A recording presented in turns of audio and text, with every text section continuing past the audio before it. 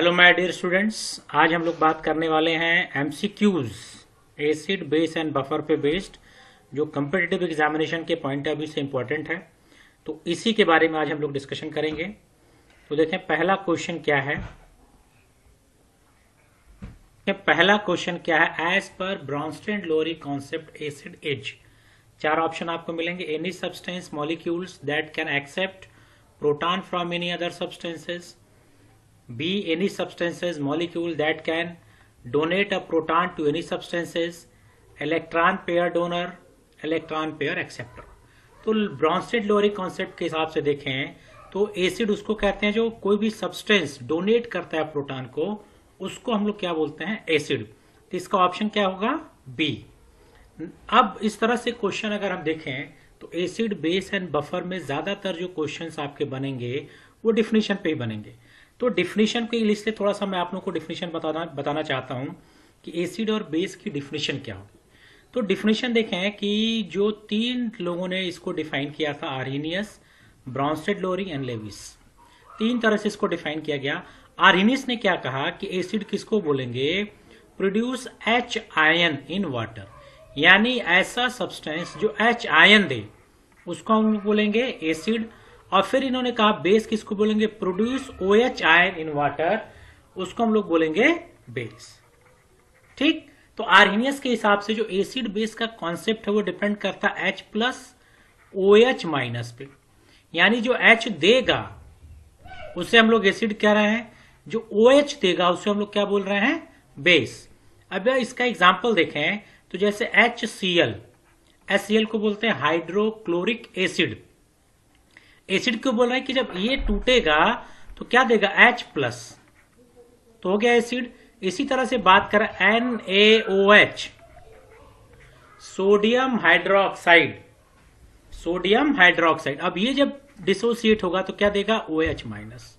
ठीक, तो इस तरह से हम लोग डिफाइन कर सकते हैं एसिड बेस। तो आर्हेनियस आपके दिमाग में होना चाहिए कि जब आर्हेनियस की बात करेंगे तो हम लोग बात करेंगे H plus and OH minus की। H जो डोनेट करेगा उससे हम लोग एसिड कहेंगे, और जो OH डोनेट करेगा उससे हम लोग बेस कहेंगे। ब्रॉन्स्टेड ने क्या कहा कि ब्रॉन्स्टेड के हिसाब से देखें प्रोटॉन डोनर, जो प्रोटॉन डोनेट करेगा यानी H प्लस जो डोनेट करेगा उसे हम लोग एसिड कहेंगे, और जो H प्लस को एक्सेप्ट करे उसे क्या बोलेंगे? बेस। ठीक, तो यहां पे देखें एसिड की दोनों की डिफिनेशन ठीक, H प्लस यहां पे भी, H प्लस यहां पे भी, यानी जो H प्लस दे रहा है उसे एसिड कह रहा है, आर्हेनियस में भी कह रहे हैं, ब्रॉन्स्टेड में। फर्क सिर्फ इतना, यहाँ पे वाटर यूज किया जा रहा है वर्ड। तो प्रोटॉन डोनर है वो H प्लस, उसको एसिड, जो प्रोटॉन H प्लस को एक्सेप्ट करेगा उसे बोलेंगे बेस। इसका एग्जाम्पल अगर आप देखें, फिर यहां पे हम लोग कह सकते हैं HCl हाइड्रोक्लोरिक एसिड, HNO3। ठीक, ये सारे क्या देंगे? H प्लस, तो इनको हम लोग एसिड कह रहे हैं। इसी तरह से यहां पे आए NH3। अभी NH3 क्या करेगा? H को एक्सेप्ट करेगा, H एक्सेप्ट करेगा तो क्या हो गया? बेस। यानी अगर NH3 को डिफाइन करना हो तो आर्हेनियस के बेसिस पे डिफाइन नहीं कर सकते, ब्रॉन्स्टेड के बेसिस पे डिफाइन करेंगे। इसी तरह से तीसरा देखें लेविस एसिड। लेविस एसिड की बात करें तो कुछ ऐसे कंपाउंड हैं जिसको ना आर्हेनियस डिफाइन कर सकता है ना ब्रॉन्स्टेड, तो उसको कौन डिफाइन करेगा? लेविस। तो लेविस ने क्या कहा? इलेक्ट्रॉन पेयर यानी लोन पेयर, इलेक्ट्रॉन पेयर की बात की, इलेक्ट्रॉन की बात की, कि जो इलेक्ट्रॉन को एक्सेप्ट करेगा वो एसिड, और जो इलेक्ट्रॉन को डोनेट करेगा उसे बेस कहेंगे। इलेक्ट्रॉन को जो एक्सेप्ट करे यानी इलेक्ट्रॉन एक्सेप्टर एसिड, डोनर को हम लोग बेस कहेंगे। अब जैसे यहां पे देखें कुछ एग्जांपल है BF3, BCl3, AlCl3। तो ये जो AlCl3 है, इस AlCl3 को ना हम लोग आर्हेनियस से बता सकते हैं कि एसिड है, ना ब्रॉन्स्टेड से, क्योंकि इसमें H तो है नहीं। इसको डिफाइन करने के लिए हम लोग यूज करेंगे लेविस कॉन्सेप्ट को। इसको मॉडर्न कॉन्सेप्ट भी कह सकते हैं, इसको हम लोग इलेक्ट्रॉनिक कॉन्सेप्ट भी बोलते हैं, जो एसिड और बेस को इलेक्ट्रॉन के बेसिस पे डिफाइन करता है, यानी जो इलेक्ट्रॉन को एक्सेप्ट करेगा एसिड, जो इलेक्ट्रॉन को डोनेट करेगा वो बेस। तो ये सारी चीजें देखें यहाँ पे जितने भी BF3, BCl3, AlCl3, MgCl2, इन सब को हम लोग एसिड कहते हैं। तो इस डिफिनीशन के बेसिस पे आपको 4-5 MCQs मिल जाएंगे। कोई अगर प्रोटॉन डोनेट कर रहा है तो क्या होगा? इलेक्ट्रॉन पेयर एक्सेप्ट करेगा तो उसे क्या बोलेंगे? OH डोनेट करेगा तो उसे क्या, ये आपको एमसीक्यूज में इन्हीं डिफिनेशन के बेसिस पे आपको क्वेश्चन मिल जाएंगे, कुछ एग्जाम्पल पे आपको क्वेश्चन मिल जाएंगे। तो एमसीक्यूज अगर एसिड बेस में देखें तो ज्यादातर एमसीक्यूज आपको डिफिनेशन के बेसिस पे ही मिलेंगे। इसी तरह से बफर की बात करें तो बफर को भी थोड़ा सा जान लें, फिर आगे चलेंगे एमसीक्यूज क्या क्या वो देखेंगे। बफर क्या होता है कि बफर यहाँ पे डिफिनेशन मैंने लिखी है, बफर रेजिस्ट करता है। रेजिस्ट का मतलब होता है विरोध करना, change of pH upon the addition of small amount of acid और एल्कली यानी बेस। यानी किसी भी अगर सोल्यूशन में बफर का मतलब अगर जो बफर सोल्यूशन है, इस बफर में अगर थोड़ा सा एसिड मिला दें या थोड़ा सा बेस मिला दें, ये थोड़ा सा एसिड और बेस मिलाने से इसके पीएच में कोई चेंजेस नहीं आएंगे, ऐसे सोल्यूशन को हम लोग बोलते हैं बफर। यानी बफर रेजिस्ट करेगा, पीएच को बदलने नहीं देगा। और ये बफर सबसे ज्यादा इंपॉर्टेंट होता है ऑप्थेल्मिक सोल्यूशन में।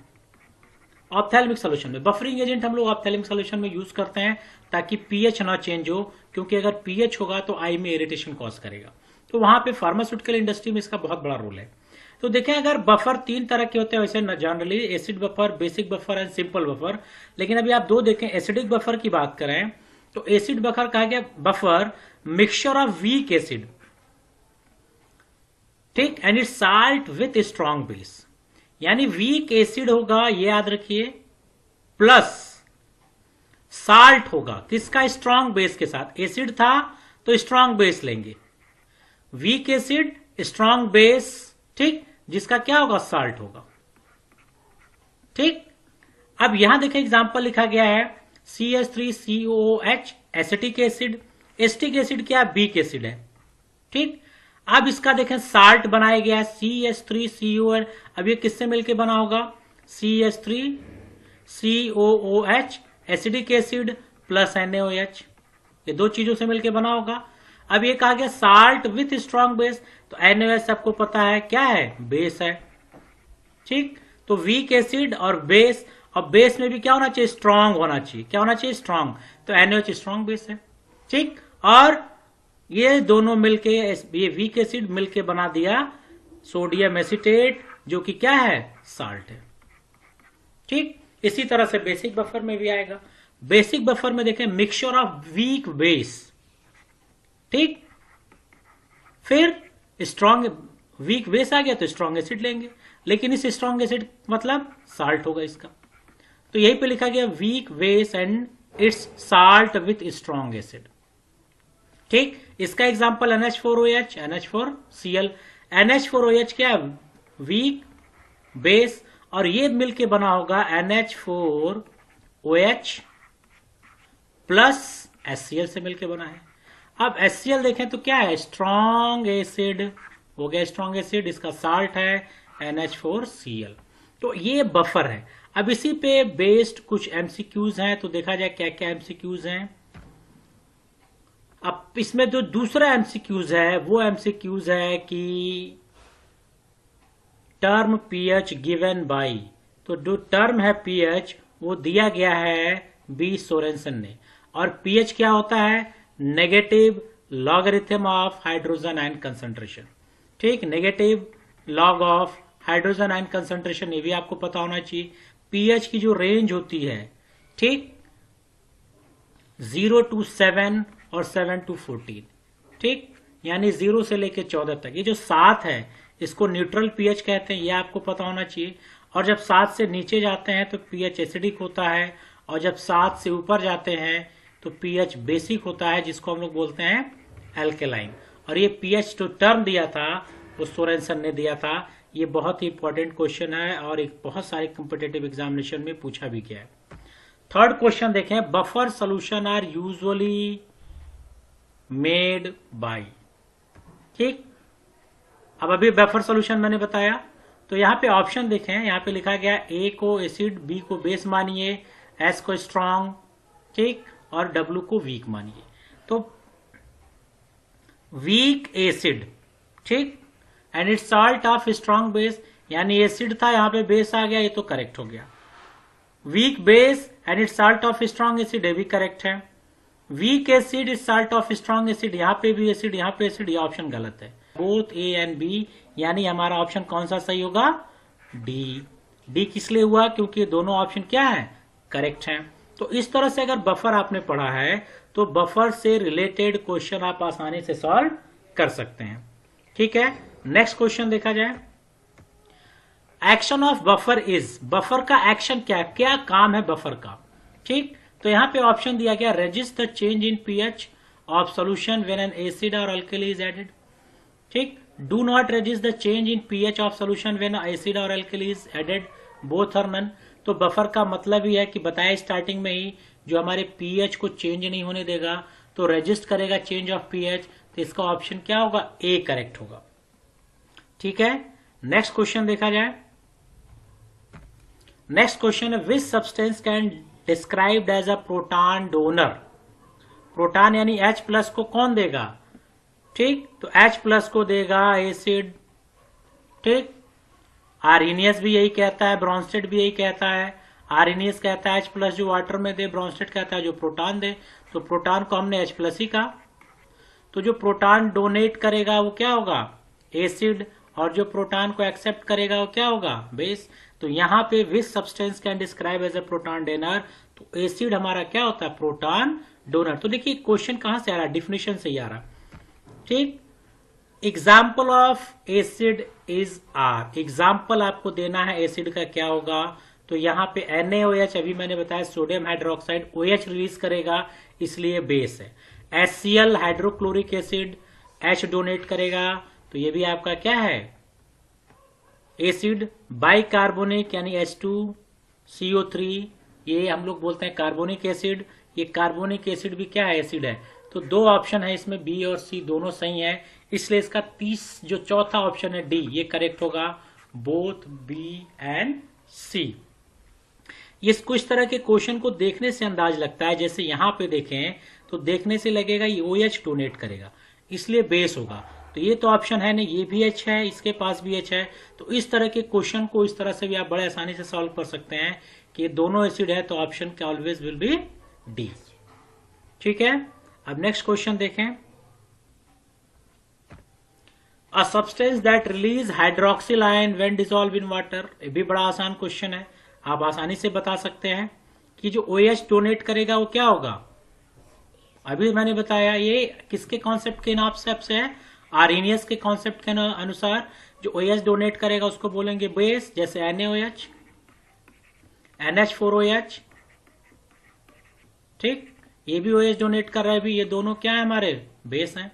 ठीक, तो ये बड़े आसानी से आप बता सकते हैं इस तरह के क्वेश्चंस को, अगर आएगा तो आप इसको बिल्कुल करेक्ट करके आएगा, इसमें कोई भी गलत होने की गुंजाइश नहीं होनी चाहिए।